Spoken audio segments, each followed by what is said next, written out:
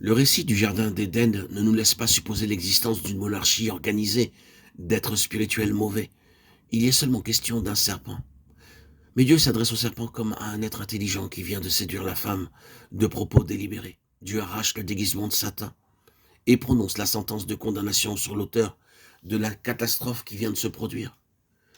Une semence ou postérité de la femme brisera, écrasera la tête de l'être surnaturel qui avait pris la forme d'un serpent pour mener à bien son plan de destruction et de mort. Dès lors, le nom de serpent s'attachera à lui et rappellera à travers les âges l'action qui met le comble à sa révolte contre le Créateur. La tentation et la séduction de la femme au jardin d'Éden qui entraîne la destruction et la ruine de la race humaine. Satan triomphe, mais Dieu domine. La victime devient le moyen dont Dieu se servira pour la venue d'un conquérant, d'un vainqueur, qui détruira les œuvres du diable et nettoiera les cieux et la terre de toute trace de sa présence et de son action.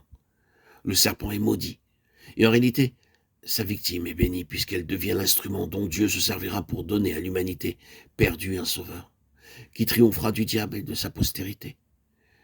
Grâce à la postérité promise, une nouvelle race s'élèvera, qui sera l'ennemi du serpent et de sa postérité jusqu'à la fin des temps. À cause de cette inimitié mise par Dieu entre elle et la postérité du serpent depuis l'histoire des siècles et l'histoire de la guerre qui se poursuit entre l'une et l'autre. La sainte postérité de la femme, Christ et ses rachetés, et celle du diable, guerre qui se poursuivra jusqu'à la fin des temps, jusqu'à ce que le diable soit enfin jeté dans les temps de feu. Lisez Jean 8, 44 et 1 Jean 3, 10. Satan exerce aussi sa haine contre la femme, et cela dans le monde entier, pour se venger très particulièrement sur elle de la sentence prononcée contre lui en Éden. Il poursuit une guerre à mort contre elle. Et il est l'auteur de l'asservissement et du mépris qui sont son partage partout où il règne. Tandis que dans les pays christianisés, il insinue et cultive les théories de sa prétendue infériorité et de la malédiction qui reposerait sur elle. Alors qu'à la vérité, c'est Satan que Dieu a maudit, et non pas sa victime. Genèse 3, 14.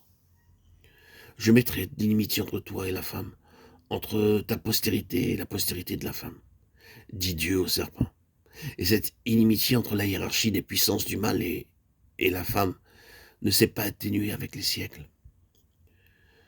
Quand nous avons une fois saisi, admis l'existence d'une armée invisible d'êtres spirituellement mauvais, tous occupés à séduire les hommes et les induire en erreur, l'histoire de l'Ancien Testament évoque en nous une vision bien claire de leur activité.